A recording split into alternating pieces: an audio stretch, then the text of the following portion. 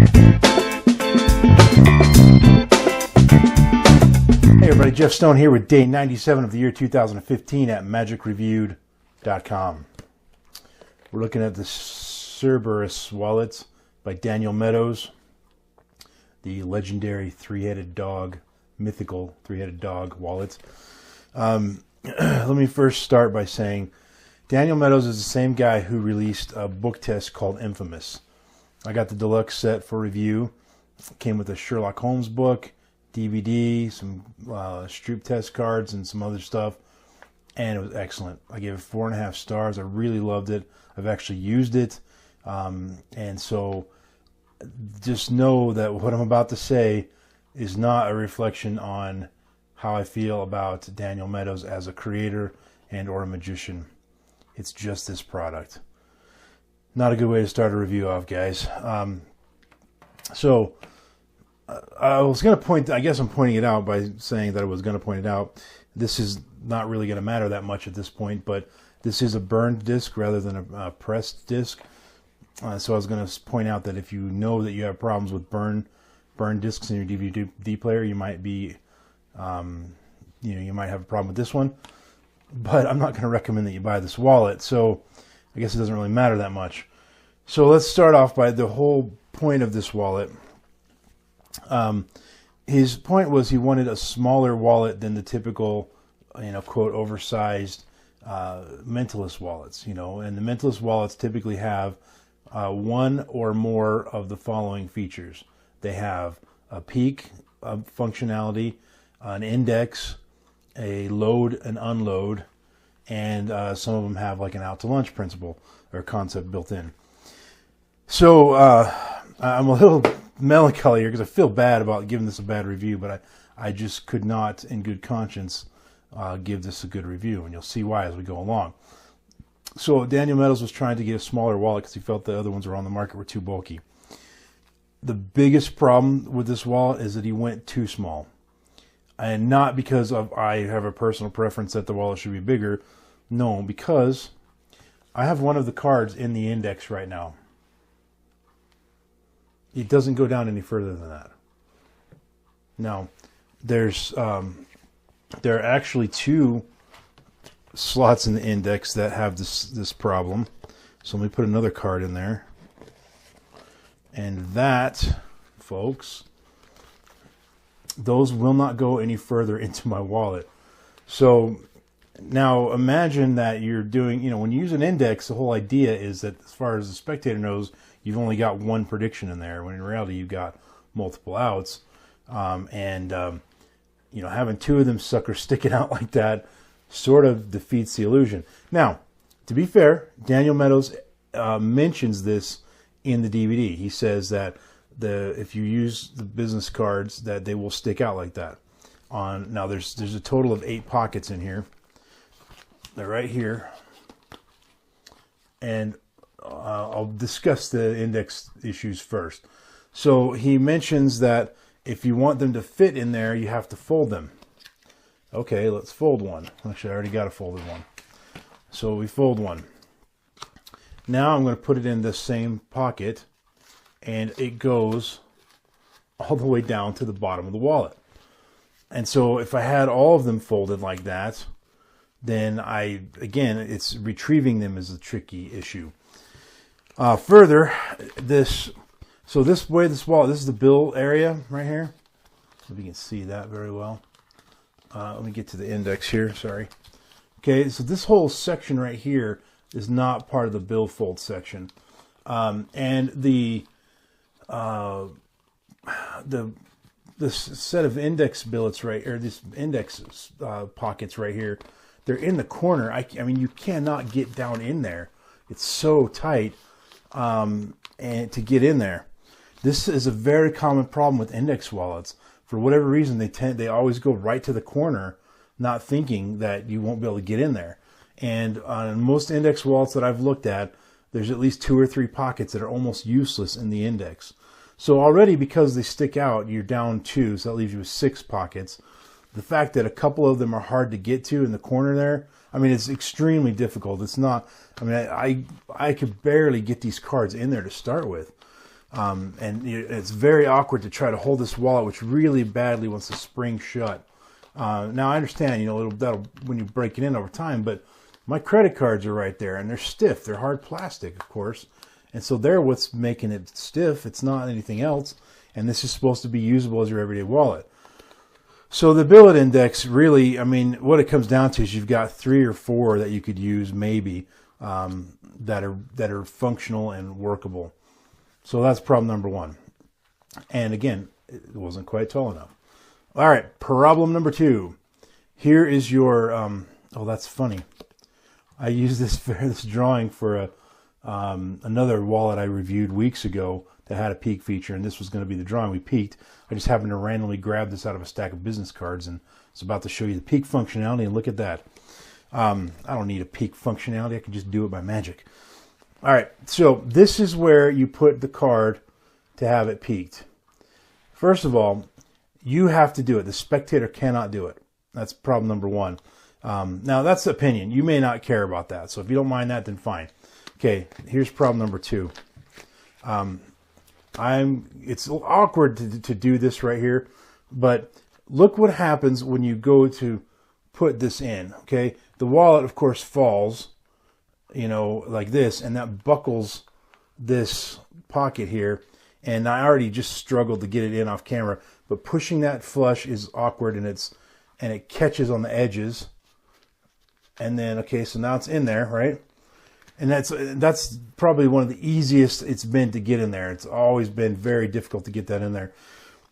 Because if this pocket were just, I'm not kidding, like maybe a millimeter or 2 bigger. So if the wallet itself were just a couple millimeters taller, and I measured it, the business card's sticking out in the index, they stick out about 5 millimeters above the base of the wallet.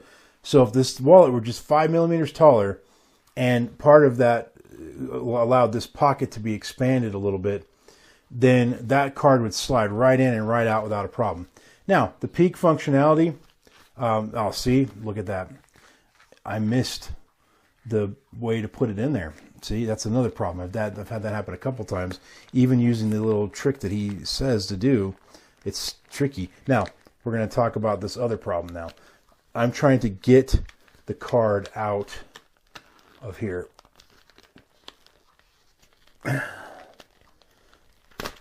Oh, look at that. Look at the corners of that. It's almost impossible. In fact, I've not been able to get a card out of there without mangling it like that. It just gets jammed in there and you can't get it out.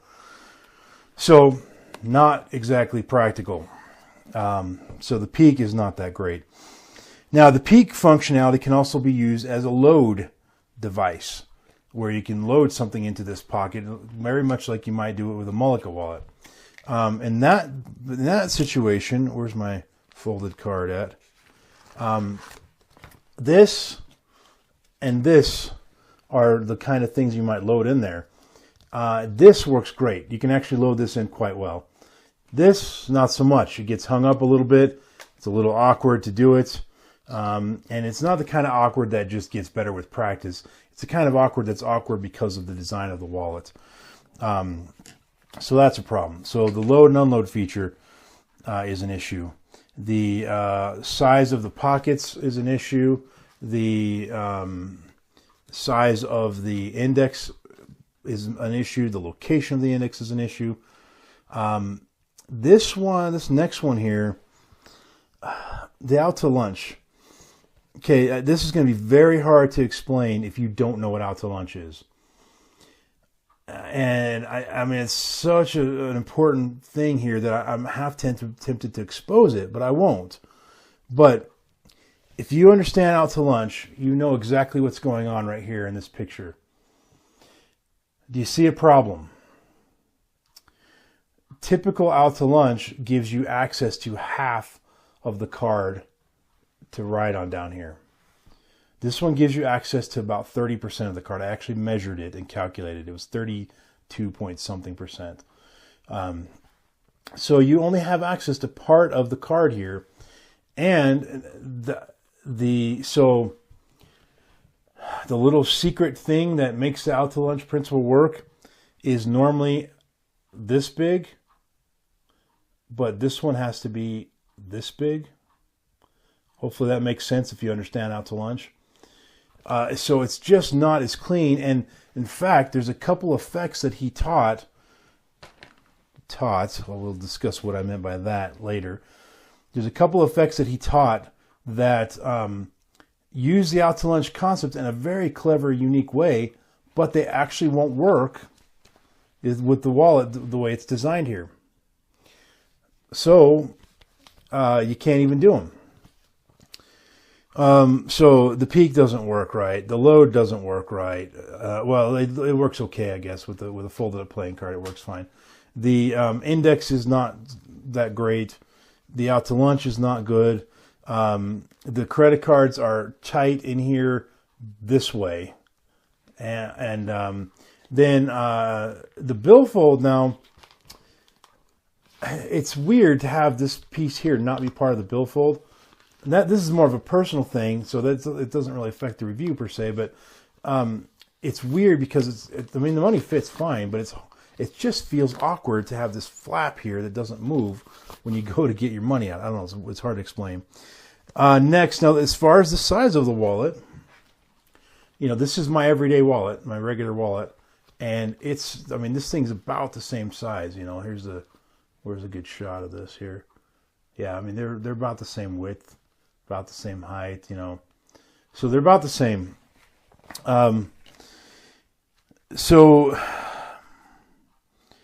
the other problem is this: the elastic on the out to lunch band, it's not elastic. I mean, it's called elastic, but it's very non-elastic. It doesn't have a lot of elasticity to it, and therefore it doesn't really keep the cards in place. They tend to want to move, and in order to keep them in place from slipping out, you have to put a pretty fair thickness in there. In fact, I should probably put 2 or 3 more cards in there. Well, that being the case, the wallet doesn't close all the way very well. And again, I'd have to add a couple more cards in there to make it more the way it should be. And if you try to close it this way, it's even worse. Which this way it does need to be closed this way for certain techniques that you would use the wallet for. Other techniques, you would need it to be this way. But again, it doesn't quite close all the way. So again, if this were a couple millimeters thicker, then we wouldn't have this problem. So all around, if this thing were just a couple millimeters thicker, a couple millimeters taller, and maybe a little bit wider, it probably all these problems would be solved. So if that's not enough, I need water. Give me a moment to swallow this.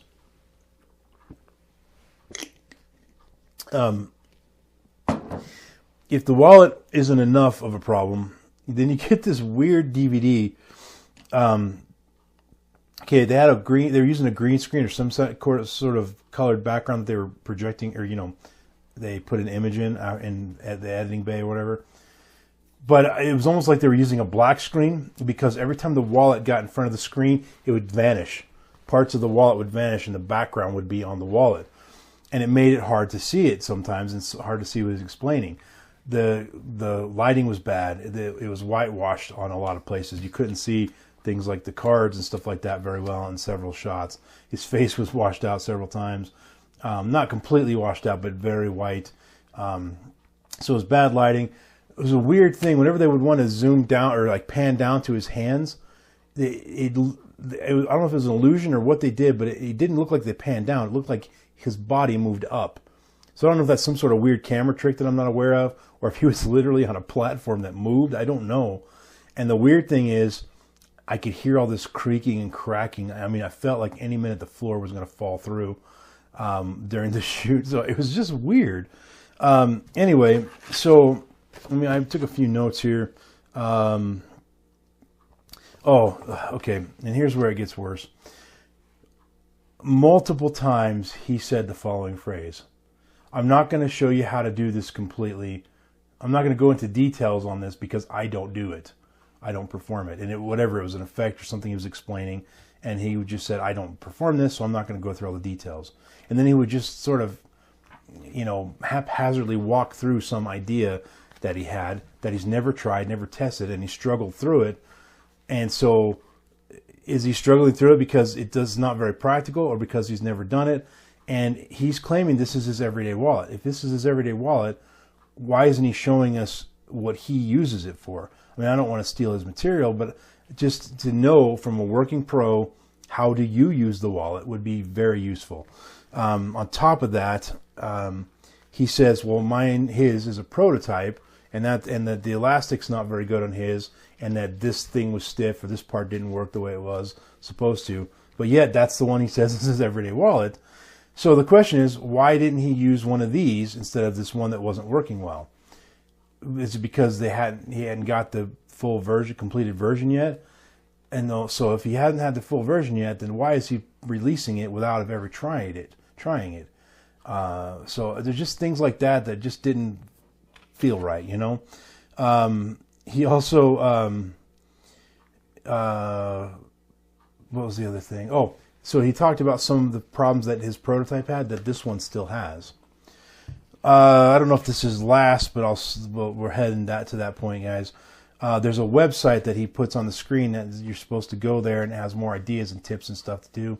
The web page is dead. It goes to another page that says pre-order your Cerberus wallet now. Cerberus wallet today or whatever. So just all in all, guys, I mean, there's very few redeeming qualities. If you're looking for a $140 wallet that has 4 functional index slots in it, there you go. I couldn't fit all my stuff in it for my everyday usage. I still have a few things. All I've got in here is 3 credit cards, Max Maven's Wave, and I got 5 ESP cards right here. These are actually the Paul Carnazzo pocket ESP cards. They're plastic and they're really well made. I like them. But that's all I could really fit in there. You know, I couldn't fit anything else, and it's already bulky enough. And I still have several things that I have in my normal regular wallet. And I have a pretty thin wallet, guys. I don't keep that much stuff in my wallet, and I couldn't fit it all. So, 2 stars, Stone status of Rubble, unfortunately. Anyway, that's it. It's time for you to like the video, subscribe to the channel, listen to the random iTunes song of the moment, which is... oh, yeah. Dream On. Between Dream On and Stairway to Heaven, I have more, I think those 2 songs, I've got more cover versions than any other song. I've got probably 10 or 15 versions of Stairway and probably a good 10 or 15 versions of Dream On. This one's by Brooke White, and the album's called Songs from the Attic. If you're an Aerosmith fan, you'll appreciate that album title. Anyway, I'll put a link to that in the description below. It's a very good version of it. So that's it for today, guys. Tune in tomorrow, day 98, where we look at The Matrix Pad by Richard Griffin, I think. Yeah. Anyway, thanks for watching, folks. We'll see you tomorrow. Peace and out.